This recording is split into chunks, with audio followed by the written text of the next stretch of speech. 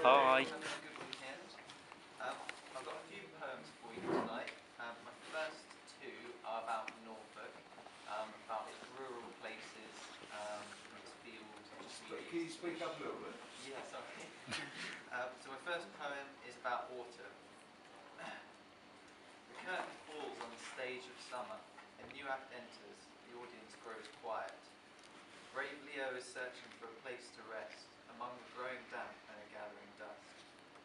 Weary trees mark his journey with golden leaf manes, a final court procession for the amber summer king. Cleary, soul spills red, staggering across the sky, drunken merriment fading. She falls to her horizon bed. From behind grey cloud curtains, a mischievous breath whispers September's instructions, and spirits answer, shimmering chorus from the earth, to take the place of breeding, a villainous mist. Delicate covert steps, frost creeps and grows, the icy crack of Jack's spell, tearing silent light, lurks in the dark shadows of the twisted stage. Finally, from gloomy shadows, hooded figures emerge, warm bodies trapped tight in motherly fibers. These actors play their part and keep warm memory alive until the wheeling script pulls out the characters.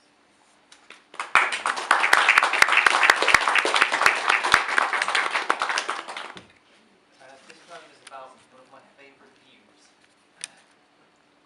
They say you are dead, but I see you flicker and twist. Breath beats skywards, raising through the morning mist.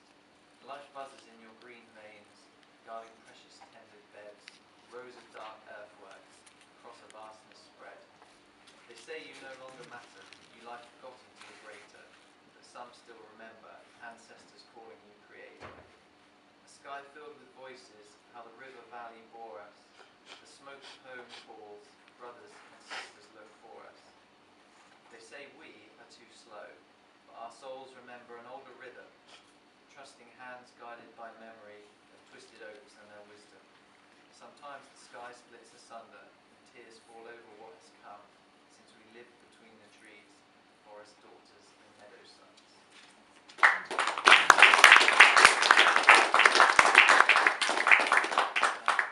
This poem is kind of a philosophical little tidbit about sort of my place in the world and taking a minute to think about things. Take apart the fragile theatre, unstring the constellations, and be left with so many pieces, a mosaic of empty spaces. Remember the quiet repetition from unrecoverable days. We are the children that brought us here, and the mothers we left behind. Sometimes it seems we come so much apart that time is just a gallery, and we dysfunctional artifacts.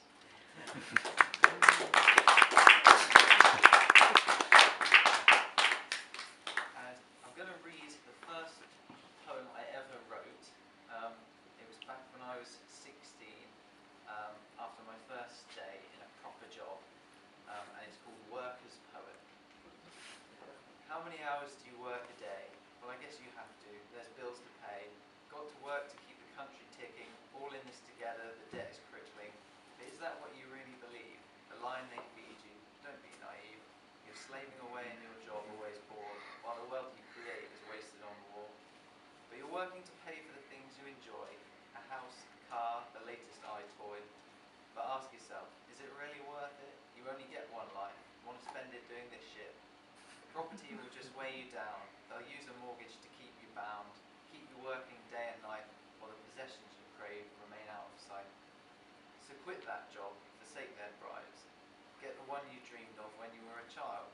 Don't be a part of their solar system. You're a human being, not a part of their machine. They'll try and use guilt to make you conform. They say without work you are deformed, no longer efficient, a drain on resources, lazy, susceptible to idle forces. They'll say you're letting down the national effort, not contributing enough, a selfish piece of dirt.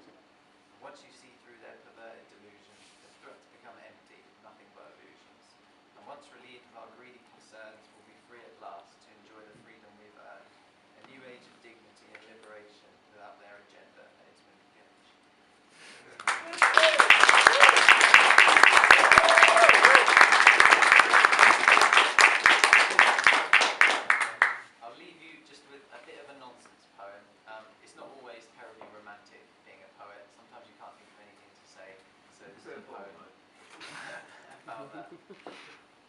I can't be bothered to write a poem. Nothing ever seems to fit. It simply isn't working. So sod it. I'll just make tea, listen to music, and do nothing. Trying to write poetry like this is just so depressing. A dressing gown is more comfortable than a page full of feelings. Searching for slippers more noble than unearthing metaphors. The only emotions that I want to express are the emotions I feel towards my pyjama vest. Today I won't go to the bottom of the pit, the peak of the mountain, or to space in a ship. Instead I'll just sleep, eat and call into work sick. For today is just another day full of nothing. I can't be bothered with it. The thought is frankly disgusting.